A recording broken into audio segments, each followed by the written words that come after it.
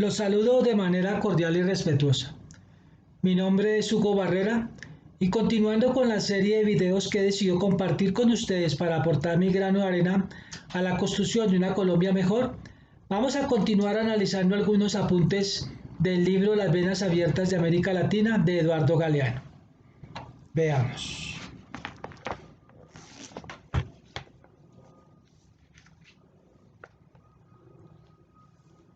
Los Estados Unidos ocuparon Haití durante 20 años y allí en ese país negro que había sido el escenario de la primera revuelta victoriosa de los esclavos, introdujeron la segregación racial y el régimen de trabajos forzados. Mataron 1.500 obreros en una de sus operaciones de represión, según la investigación del Senado.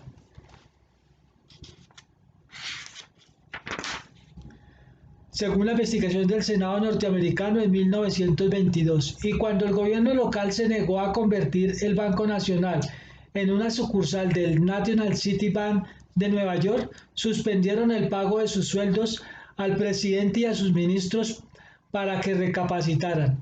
Historias semejantes se repetían en las demás islas del Caribe y en toda América Central. En Colombia, la Unit Fruit se había hecho dueña del mayor latifundio del país cuando estalló en 1928 una gran huelga en la costa atlántica. Los obreros bananeros fueron aniquilados a balazos frente a una estación de ferrocarril. Libro Las Venas Abiertas de América Latina. Te pido, como colombiano, investigar sobre la masacre de las bananeras y leer la denuncia que en el Senado hizo Jorge Eliezer Gaitán. Nosotros la vamos a ver más adelante en un video, pero te pido por tu cuenta hacer tu investigación. Enormes injusticias y crímenes se han cometido también en el territorio norteamericano contra los negros de ese país. Estas injusticias y crímenes son ampliamente conocidos por todas las personas, especialmente por las películas. Todo esto tiene que ser cambiado. ¿Quién lo va a hacer? Tú eres esa persona, tú eres la esperanza de un mundo nuevo. Ante la pregunta, ¿quién va a cambiar este mundo? Yo digo cada uno de nosotros. Cada uno de ustedes que me observan pueden y deben aportar a la construcción de una Colombia mejor y de un mundo mejor. Sigamos. La epopeya de Augusto César Sandino, otra cita de Las Venas Abiertas de América Latina. La epopeya de Augusto César Sandino conmovía al mundo. Durante 7 años, su pequeño ejército en Harapos peleó a la vez contra los 12.000 invasores norteamericanos y contra los miembros de la Guardia Nacional. Las granadas se hacían con latas de sardinas llenas de piedras. Los fusiles Springfield se arrebataban al enemigo y no faltaban machetes. El asta de la bandera era un palo sin descortezar y en vez de botas los campesinos usaban para moverse en las montañas enmarañadas una tira de cuero llamada huarache. Ni el poder del fuego de la infantería de marina ni las bombas que arrojaban los aviones resultaban suficientes para aplastar a los rebeldes de las Segovias. Tampoco las calumnias que se derramaban por el mundo entero las agencias informativas. En 1932, Sandino presentía: yo no viviré mucho tiempo. Un año después, al flujo de la política norteamericana de la buena vecindad, se celebraba la paz. El jefe guerrillero fue invitado por el presidente a una reunión decisiva en Managua. Por el camino cayó muerto en una emboscada. El asesino, Anastasio Somoza, declaró después que la ejecución había sido ordenada por el embajador norteamericano Arthur Bliss Lane. Somoza, por entonces jefe militar, no demoró mucho en instalarse en el poder. Gobernó Nicaragua durante un cuarto de siglo y luego sus hijos recibieron en herencia el cargo. Anastasio Somoza, ya en el poder, organizó varias matanzas y grandes celebraciones para las cuales disfrazaba de romanos con sandalias y cascos a sus soldados. Se convirtió en el mayor productor de café del país, con 46 fincas, y también se dedicó a la cría de ganado en otras 51 haciendas. Libro Las venas abiertas de América Latina. Un rico con poder que se hace dueño de casi toda la extensión del país, de los negocios más prósperos, de los sectores de la economía más prósperos. Una práctica viejísima de hacer acuerdos y asesinar al inocente, al que cree en las promesas. Le pasó a los aborígenes que negociaron con los españoles. Le pasó a los revolucionarios que negociaron con los ricos corruptos. Le pasa a los que negocian con el imperio, los que hacen tratados con el imperio que luego el imperio no cumple. Dígase un ejemplo reciente, el acuerdo firmado por Obama con el gobierno de Irán para el acuerdo nuclear con Irán, que luego fue incumplido de manera unilateral por Trump, por el presidente Trump. Así, de manera olímpica, de manera descarada, incumplen cualquier contrato en cualquier legislación del mundo. Es obligatorio para las partes y las cortes, los jueces lo hacen cumplir. Solo los corruptos, los ricos imperialistas, no los cumplen y no pasa nada. En Colombia asesinaron a Pizarro, asesinaron a Guadalupe Salcedo, asesinaron a Luis Carlos Galán, asesinaron a Jaramillo, asesinaron a Bernardo,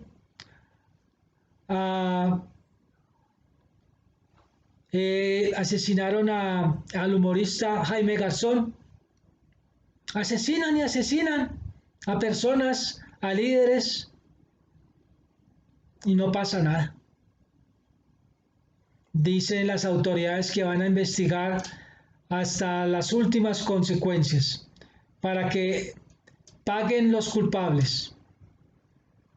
Y esto no pasa.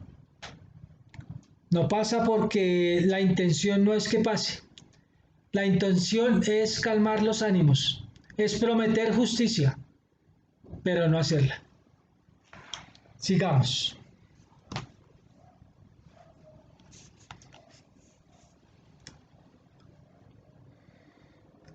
Estoy tratando de acordarme el nombre de un dirigente y no lo traigo a la memoria, el cual es importante, pero tal vez más luego me acuerde. Esto que les muestro es la verdad y no la transmitida en los medios de comunicación y en los planteles educativos. Todos estos pertenecientes a la superestructura capitalista, que determinan un saber, una opinión y una posición siempre de respaldo al modelo imperante, que en el caso del capitalismo solo beneficia a una pequeña minoría y explota y destruye a la mayoría como a la naturaleza. La verdad es que a Augusto Nicolás Calderón Sandino, llamado sabiamente por el pueblo General de Hombres Libres, es un héroe nicaragüense que peleó por la libertad y la justicia para su pueblo y el gobierno de los Estados Unidos. Es un asesino, un intervencionista y un invasor al que solo le importa la riqueza y el poder. En 1900, una cita del libro Las venas abiertas de América Latina. En 1933, Jorge Ubico fusiló en Guatemala a un centenar de dirigentes sindicales, estudiantiles y políticos, al tiempo que reimplantaba las leyes contra la vagancia de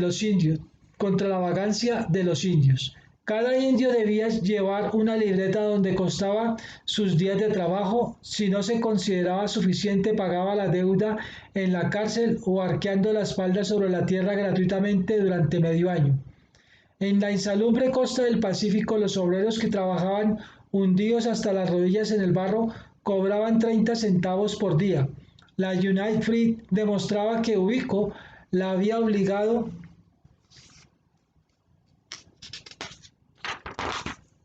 a rebajar los salarios. En 1944, poco antes de la caída del dictador, el Reinders Digest publicó un artículo ardiente en elogios. Este profeta del Fondo Monetario Internacional había evitado la inflación bajando los salarios de $1 a 25 centavos diarios para la construcción de la carretera militar de emergencias y de $1 a 50 centavos para los trabajadores de la base aérea en la capital. Por esta época, Ubico otorgó a los señores del café y a las empresas bananeras el permiso para matar. Estarán exentos de responsabilidad criminal los propietarios de fincas. El decreto llevaba el número 2795 y fue restablecido en 1967 durante el democrático y representativo gobierno de Méndez Montenegro, entre comillas democrático. Como todos los tiranos del Caribe, Ubico se creía Napoleón, vivía rodeado de bustos y cuadros del emperador que tenía, según él, su mismo perfil. Consideraba que los hospitales eran para los maricones, de modo que los pacientes recibían asistencia en los suelos de los pasillos si tenían la desgracia de ser pobres, además de enfermos. En 1944, Ubico cayó de su pedestal, barrido por los vientos de una revolución de sello liberal que encabezaron algunos jóvenes oficiales y universitarios de la clase media. Juan José Arévalo, elegido presidente, puso en marcha un vigoroso plan de educación y dictó un nuevo código del trabajo para proteger a los obreros del campo y de las ciudades. Nacieron varios sindicatos. La United Fruit Company, dueña de vastas tierras, el ferrocarril y el puerto, virtualmente exonerada de impuestos y libre de controles, dejó de ser omnipotente en sus propiedades. En 1951, en su discurso de despedida, Arévalo reveló que había debido sortear 32 conspiraciones financiadas por la empresa. El gobierno de Jacobo Arbenz continuó y profundizó el ciclo de reformas. Las carreteras y el nuevo puerto de San José rompían el monopolio de la frutera sobre los transportes y la exportación. Con capital nacional y sin tender la mano ante ningún banco extranjero, se pusieron en marcha diversos proyectos de desarrollo que conducían a la conquista de la independencia. En junio de 1952 se aprobó la reforma agraria que llegó a beneficiar a más de 100.000 familias, aunque solo afectaba a las tierras improductivas y pagaba indemnización en bonos a los propietarios expropiados. La United Fruit Company solo cultivaba el 8% de sus tierras extendidas entre ambos océanos. La reforma agraria se proponía desarrollar la economía capitalista campesina y la economía capitalista de la agricultura en general, pero una furiosa campaña de propaganda internacional se desencadenó contra Guatemala. La cortina de hierro está descendiendo sobre Guatemala, vociferaban los diarios y los próceres de la OEA. El coronel Carlos Castillo Armas, grabado en Fort Lauderdale, Kansas, abatió sobre su propio país las tropas entrenadas y pertrechadas al efecto en los Estados Unidos. El bombardeo de los F-47 con aviadores norteamericanos respaldó la invasión. Tuvimos que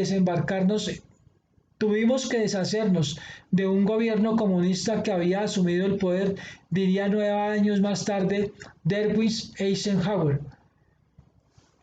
Las declaraciones del embajador norteamericano en Honduras ante una subcomisión del Senado de los Estados Unidos revelaron el 27 de julio de 1961 que la operación liberadora del 18 de julio de 1954 había sido realizada por un equipo del que formaban parte, además de él mismo, los embajadores ante Guatemala, Costa Rica y Nicaragua, Allen Dulles, que en aquella época era el hombre número uno de la CIA. El hombre número uno de la CIA les había enviado telegramas de felicitaciones por la faena cumplida. Anteriormente, el buen Allen había integrado el directorio de la Unifree-Com. Su sillón fue ocupado un año después de la invasión por otro directivo de la CIA, el general Walter Ben Smith. La reforma agraria de Arbenz había saltado en pedazos cuando Castillo Armas cumplió su misión devolviendo las tierras a la Unifree y a los otros terratenientes expropiados.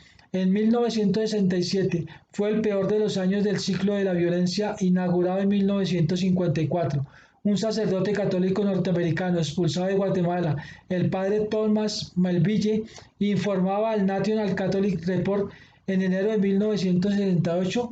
En poco más de un año, los grupos terroristas de la derecha habían asesinado a más de 2.800 intelectuales, estudiantes, dirigentes sindicales y campesinos que habían intentado combatir las enfermedades de la sociedad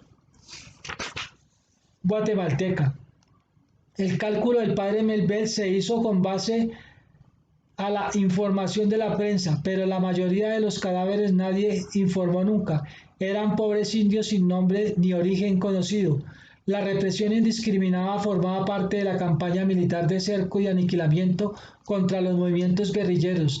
De acuerdo con el nuevo código en vigencia, los miembros de los cuerpos de seguridad no tenían responsabilidad penal por homicidios y las partes policiales o militares se consideraban plena prueba en los juicios. Los finqueros y sus administradores fueron legalmente equiparados a la calidad de autoridades locales con derecho a portar armas y formar cuerpos represivos.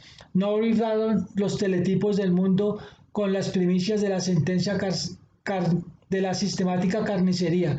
No llegaron a Guatemala los periodistas ávidos de noticias, no se escucharon voces de condenación. El mundo estaba de espaldas, pero Guatemala sufría una larga noche de San Bartolomé. El libro Las venas abiertas de América Latina. De San Bartolomé significa de masacre. ¿Qué te puedo decir, amigo? Masacre tras masacre. Injusticia tras injusticia. Para defender el capital, para defender las transnacionales, para defender el poder, para defender las posiciones, para defender a los ricos corruptos. Aplastado, aniquilado el pueblo, sus líderes, hombres buenos, mujeres buenas. Ha sucedido y sigue sucediendo. Bernardo Jaramillo Osa es uno de los líderes, pero hay otro líder que quiero mencionarles que tal vez más adelante me acuerde y se los nombro, porque quiero referirme a él. En un discurso él decía que sabía que lo iban a asesinar y sin embargo continuó luchando convencido de que su muerte no frenaría el avance de su causa justa por reclamar justicia para los pobres, para los humildes. Sin embargo, no han habido cambios profundos y sus banderas no han sido recogidos por una gran cantidad de personas. Se continúa trabajando, pero no como estos grandes hombres y mujeres pensaron que iba a suceder conforme pasara el tiempo. Te pido compartir este video junto con tus amigos.